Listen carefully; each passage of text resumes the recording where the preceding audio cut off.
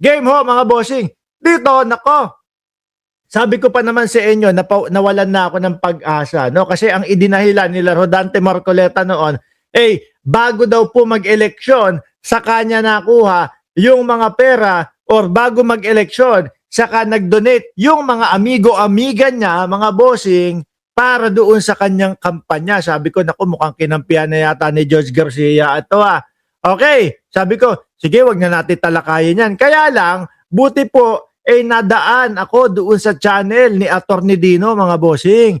Naintindihan ko, hindi pa din pala safe itong si Rodante Marcoleta, mga kababayan. Makinig, pakinggan natin. Nako, pwede pa din palang malongko at madiskwalipika itong si Marcoleta. Ito po. Aba. Ano na naman itong kabalustugan ni Marcoleta? Ang depensa niya ba naman sa Bulastugan. Hindi, sanay naman kasi sila dyan sa mga kagaya ng mga kabulastugan naman talaga no? kanyang misdeclaration sa kanyang sose na wala siyang donors, kinuha niya raw ang mga naglalakihang donasyon galing sa kanyang mga kaibigan bago ang official campaign period. Yon ang sinasabi ho nila. Kaya sabi ko, mga kababayan, wala na. Mukhang malabo ng mapanagot ito. No? Kasi balikan lang ho natin, mga bossing, para doon sa hindi alam kung ano nga ba itong issue kay Rodante Marcoleta patungkol po doon sa SOSE. Doon po sa kanyang SOSE, mga kababayan, ang isinulat niya, wala siyang donor o wala ni isa na nagbigay ng pera para sa kampanya niya o walang kaibigan. No friends. Walang kaibigan yun, Ikaw tatakbo ka tapos kahit pa paano meron di ba? Ngayon, napansin mga kababayan na yung kanyang salin, 52 million lang daw ang pera. Tapos yung SOSE naman daw niya, napakalaki naman. 112 yung nagastos. So, ibig sabihin, hindi ho balanse, mga bossing. Ngayon, napaamin si Rodante Marcoleta doon po sa lagi niyang pinagpapalabasan na, vlog yun di ba? Yung Net25, vlog, parang vlogger lang naman din no? Palagi po doon sa pinagpapalabasan niyang Net25. At doon siya umamin na ang sabi niya nga, meron naman daw pong mga kaibigan na nag-donate para sa kanya, mga bossing. Ngayon, eto po. Sinabi na natanggap daw ni Rodante Marcoleta yung perang yung mga yon bago ang eleksyon. Ano kaya ang paliwanag ni Atty. Dino dito? Una, tumatanggap pala siya ng limpak-limpak na salapi nung siya ay congressman. Hindi ako po. Ayan. Bawal na bawal ho yan, mga kababayan. O, di ba? Pag ikaw ay nakaupo, kumbaga parang suhol ho yun, mga bossing.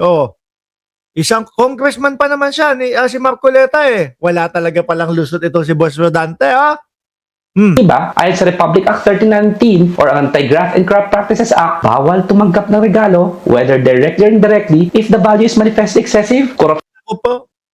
Una, perjury lang ang pwedeng kaharapin ni Rodante Marcoleta. Mukhang sa pag-amin niyang ganito o pagsabi na natanggap niya bago mag-eleksyon, mukhang graft and corruption pa yata ang kakaharapin ng bida natin, mga bossing ito at dapat makasuhan si Marcoleta ng ombudsman. Likewise, RA 1379 states Ombudsman. Di ba? Ombudsman Boying Remulla, pakisilip po ito, sir. Si Rodante Marcoleta, sabi ba naman nila natanggap yung pera bago mag-eleksyon, di ba? Caroline Makino at Chay Cher. Mga late kayo, na pwedeng maging subject ng forfeiture proceedings ang perang ito with the legal presumption of guilt if the property is disproportionate to official salary. Pangalawa, dahil ito mag-aalabuldog na naman ho yata si Rodante Marcoleta. Magagalit na naman ho ito, mga kababayan. ay considered as donation bagong eleksyon, di ba dapat subject ito sa donor's tax? Binayaran patay. Ang daming nahalughog po. Imbis na sana makakalusot na, okay na, no? Buti po merong matatalinong mga attorney na kagaya nila Attorney Carlo Ibanez, di ba?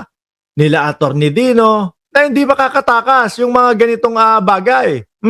ba ni Marcoleta ang tax due dito sa mga donasyon na ito? Marcoleta and his donors may Baka nag-evade pa ng tax. Ang dami na, Una, perjury lang sana. At yung pagkakatanggal sa pagiging senador. Tapos ngayon, eto, pumasok na. Pwedeng graft and corruption. O tapos ngayon, tax evasion pa. Naku po, nalintikan na si Rodante Marcoleta talaga. Oh, also be held liable for tax evasion if he cannot show that he paid the appropriate donor's tax. Pangatlo, sino ba pinagloloko ni Marcoleta? Assuming that he mga DDS.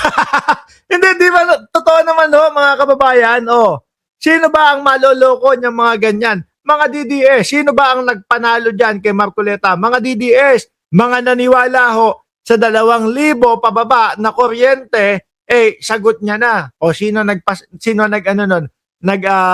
lalakad nun? Di ho ba Sandro Marcos, mga kababayan? Yung kay Rodante Marcoleta, alaws naman ho, mga bossing. Oh, received the donation before the campaign period, the mere fact that he used the money for campaign means that his expenditures are covered by campaign finance regulations. He cannot be allowed to skirt the requirements of the law to list down his campaign expenses and the sources of his funding. Pwede ba? Huwag gawing katatawanan ni Marcoleta ang ating election laws. The COMELEC should disqualify Marcoleta forthwith. Dahil kabilang tayo forthwith daw ho, mabilisan. Di ba? Pati ang ombudsman, sir, pakicheck, pakisilip na si Rodante Marcoleta. No? Kasi base sa kanya, ang sinabi ay bago mag-eleksyon. Bago mag-eleksyon, ano po ba ang katungkulan ni Rodante Marcoleta? Di ba congressman siya? At doon nga natin narinig nung panahon ng siya ay congressman, yung there is no such as West Philippine Sea, mga bossing. sa mga nagkaso kay Marcoleta sa COMELEC at sa Ombudsman, patuloy nating babantayan ang kaso. Agyamanak at review din po at dapat patas sa batas. Ayan po yung mga sinusubaybayan ko, sinusundan ko at lagi kong mga pinapanood, mga bossing, pagtungkol po sa mga batas. Attorney Ibanez at Attorney Dino, mga bossing. Ngayon, eto, no? Sabi ni Chaicher, di pa ako makatulog. Aba, may masarap na pampatulog. Alam mo kung ano? Oh, wine. Tsaka cheese, sabayan mo habang nakikinig ka sa akin. Ngayon naman, no, mga bossing, yung kampo naman ni Marcoleta, kung maalala nyo po, ano po ba si Marcoleta? Di ba, Iglesia ni Cristo, eto, bumabanat na naman. No? May sinasabi ho sila, mga bossing, at naniniwala ang mga ito. Oh, hindi ho lahat ng miyembro, pero mukhang naniniwala sila doon sa 18 ex-Marine. Hindi. Tragis na yan. Hindi naman lahat Marines yan eh. Sabi nga, di ba, 4 dyan hindi naman kabilang dyan. O eto, Iglesia ni Cristo, mga kababayan. Po ninyo na iparinig ko sa inyo ang pahayag ng Iglesia ni Cristo. Okay, pero tingin ko hindi naman po kasama dyan lahat ng miyembro. Siguro, pahayag ng mga nakakataas sa Iglesia ni Cristo. Ganun dapat. Ano? Kasi pag sinabi mo pahayag ng Iglesia ni Cristo, kasama mga miyembro. Dahil ako ho, may nakikita ko mga